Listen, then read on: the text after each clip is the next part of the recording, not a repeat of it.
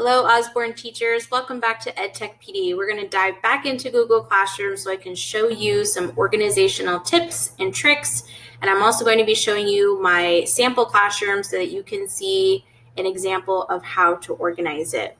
All right, let's go ahead and look at some of the things that I'm going to be showing you today. So I'm going to be showing you some of the ways that I name things in Classroom. I'm going to show you how to drag and drop topics and assignments so that you don't have to go into the edit function to change all of that. I'm going to show you how to move old assignments to the bottom so that students don't see them right away and so that everything can be at the bottom of your Classwork page. And I'm also going to show you how to consolidate things so that they take up less room in your Classwork page and so that not so many tabs are needing to be opened all of the time. All right, so let's go ahead and jump into my sample classroom. So I've got it open right here to the stream page.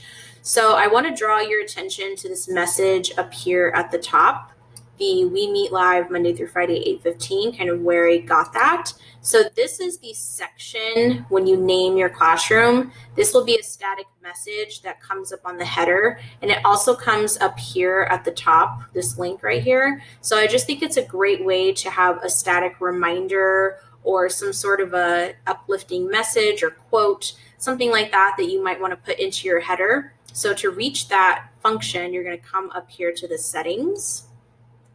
And it's section right here. So this, for some reason, they have this function right here that just stays static and live on the header and in the link. So if you put in subject or description, those things don't stay on the header. You kind of have to have this little drop down right here, and that's where those things end up. But section stays at the top, and it also comes right here underneath, which I think is great. All right, the next thing I want to show you is the Classwork tab. So let's come in here so I can show you how I've kind of organized my topics and my assignments. So right away, if you draw your attention over here to the left-hand side, you can see that all the emojis are on the left. You've got the days of the week, and then you've got the dates. So that's kind of a clean way to keep your Classwork page very organized. And right up here at the top is static resources. Now, you want to make sure that you don't have more than 4 things in here because once you get more things, suddenly it pushes down the dates of these and students cannot see them and they have to scroll. We want to keep it consistent where there are no more than 4 things in the top so that it is not pushing that scroll line down because we don't want students to have to think that there's nothing here because some students are not sure how to scroll. Some students are very kind of technologically illiterate. They're just not sure how to navigate through a computer. So 4 things. If I was really going to be honest with myself, I'm kind of a little mad at myself that I have 4 things in here. I would try and get it down to 3 if I could. So one way that I might do that is to maybe try and find a way to consolidate my contact and my schedule into one page, or maybe to try and put the schedule with the links. I'm sure there's a way to do it where I can put one of these things on a page together. So let me just show you what these look like. So in the links and how-to, I even took my how-to videos out. It used to be its own material and I took it out. So this is here together. So I've got my links page right here, and then I've got some links right here to some how-to videos. So this page right here has a bunch of stuff on it.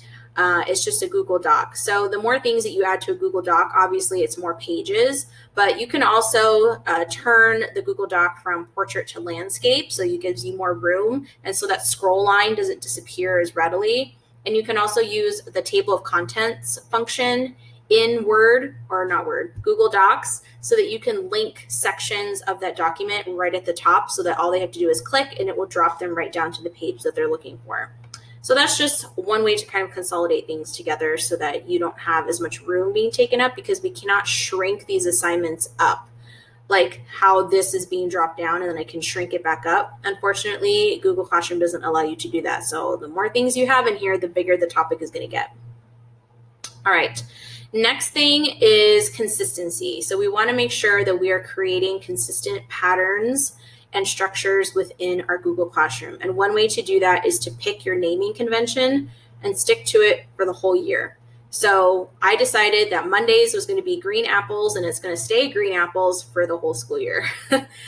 Same thing with the rest. So I kind of went with a fruit theme, right? But it's also kind of helping me color code. So it's green, red, and then we've got the purple, orange, and yellow.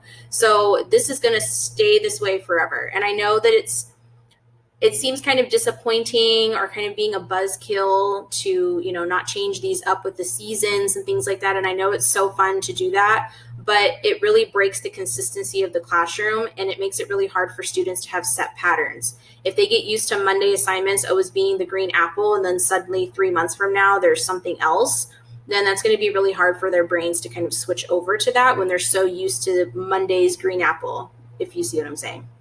All right, and then the really interesting thing that I wanted to show you is for you to be able to move old assignments kind of out of sight, out of eye line, and beyond kind of the scroll line. And so one way to do that is to create a topic that says old and then name it by the month. So that would mean that as soon as August is over, all of the assignments for August are going to get moved into this topic. And one way to do that is to simply grab this and drag it down. So I'm not going to come over here to edit. I'm not going to do that and then change the topic. All I have to do is just drag it and move it down. And I'm going to try and keep it so that the very earliest thing is at the bottom, if that makes sense at all. So that means it's going to be Monday 8/3, and then the very last thing that's going to be in here is probably Monday 8/31, I believe is the last date of this month.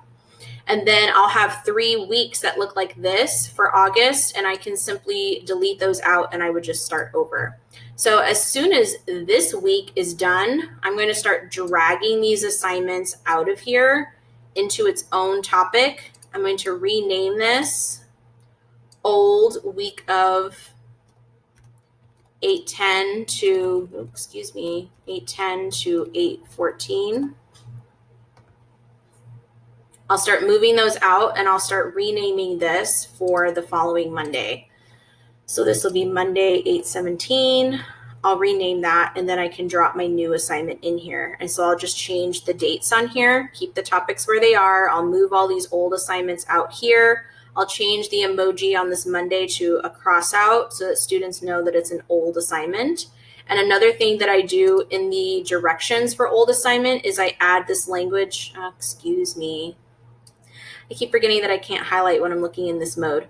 So I add this language right here that says this assignment is old. If you have not completed it, please complete it for credit. If you have already received a grade and it has been returned to you, do not complete it again. So some students are not understanding the return function and what that means, because once you return something to a student in Google Classroom, it becomes theirs again and they can edit it again. And so it's nice if you want to do kind of back and forth stuff with students, like if they're writing a paper and you're giving lots of feedback to them, but it's not so nice if it's meant to just kind of be a one-time thing and you want to give it to them and not have it given back to you again. So that's just expectations. That's just, setting procedures up for your class and kind of walking them through this and letting them know that please don't return graded things to me. I don't want them anymore. So this is one way that you can kind of structure your classroom. The only thing that's really going to change is that these dates will change, but these first 6 topics are going to stay static and they're not going to change. What is going to change is what's down here at the bottom. So pretty soon we're going to have August and September, and there's going to be, several weeks worth of work in here. And then there's going to be the week for the month that they're currently in. And this is just so that they can easily find what it is that they're trying to find. And as long as you don't change this around too much, it should stay fairly organized. Okay, so another way to consolidate is to use the slides. So these slides have several assignments in them, but I don't have to continue to create different assignments that are continually opening new things and new tabs, because tabs are something that even adults struggle with. It's a lot to have a ton of tabs up. And right now I open things in a new window so you guys don't have to see my messy tabs, because I legit have so many tabs open. And sometimes I do get lost in them. So right now I've opened one tab. I've got my agenda here. This has my little Zoom link if I was in a upper grade classroom using Zoom. Right here, this next slide is my lesson. I would have some video instructions talking about the slides with students and kind of helping them navigate. I've got my objective here. I've got my watch the lesson. And then once again, I'm using the emojis. I'm using caps for what I want them to do. I want them to watch, to read, to complete. And these emojis are not going to change either. I'm going to still use the TV, the book, and the check mark for these 3 items for the entire year. I'm going to use down arrows when I want them to look down. So just kind of making like almost a lexicon for yourself of commonly used emojis so that you can stay consistent throughout the school year. Here's my link to my benchmark reading. Here's the link that goes to the quiz that they're going to take. And it's the same exact thing for writing, right? So it's like the objective changes, what they're watching and reading changes, and the assignment changes, but the way that it's structured is not going to change. So they're going to have 3 slides, and that's pretty much it. All right, so those are the slides, and that's consolidating. All right, so I'm just going to kind of scroll through this again so you can kind of see it one more time. Your principals have access to this classroom, so if you want any of the items in here, you can always ask for them, and they can be able to make a copy for you and give those to you. And here's the stream, very simple. I noticed that some teachers were putting principals announcements in their stream, which I think is great. You know, any announcements from principals that have to do with students or parents, I think it's a great thing to put it in here. And you can always keep things at the top. So if this is my good morning and I always want students to be able to see this, I can move this one to the top, and then I can put other assignments underneath it, and always just kind of keep this live at the top for students. So that's one thing to keep in mind as well. All right, let's go back to our checklist to make sure I didn't forget anything. So I talked to you about naming. It's emoji, the day of the week, the date, and the subject, and you're keeping it very simple. For topics, you don't even need the subject. It's just emoji, the day, and the date. I showed you how to kind of drag and drop your topics in your assignments so that you don't have to go into edit all the time. I showed you how to move old assignments into their own topic that says old. So we're going to do months, and then on top of that, we'll do the weeks. As soon as the month is over, we'll move all that stuff into the month and delete those old weeks out, and then just continue the pattern, okay? When we get to the end of the trimester, if you want to move all of your months into a trimester, you can, but that would be a lot of stuff to move. So just kind of keep that in mind. And I showed you some ideas for consolidating. So just kind of really thinking, can this be on one page together? Is there a way for me to kind of push all this stuff into one item? So Nearpod is a great way for you to keep things together so that students don't have to click off the slide to do stuff.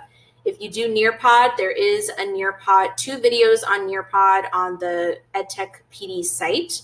And there is also something on Quiz on there. So if you're looking for more solutions so that students don't have to keep leaping off of the slides and opening up more tabs, then feel free to explore those 2 options and see how it goes with your students. I think now more than ever, we're just getting used to kind of exploring, but I do want to make sure that we're setting predictable patterns by, coming up with the naming convention, get your lexicon. Whenever I'm talking about reading, what's the emoji I'm going to use? Whenever I'm talking about math, I'm going to use the same emoji.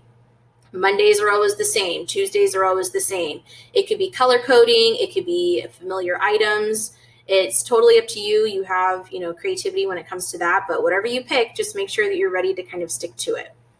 All right, so now it's your turn to kind of go into your Google Classroom and spend some time moving things around and organizing. And I can't wait to go through and kind of see everybody's classrooms. I've been hopping in here and there, but I'm very excited to see what you guys all come up with. All right, I'll talk to you very soon. And if you need to get a hold of me, I have my appointment calendar link in the EdTech PD site right at the homepage at the top. So you can always book time with me for help. Talk to you guys very soon, I'm sure.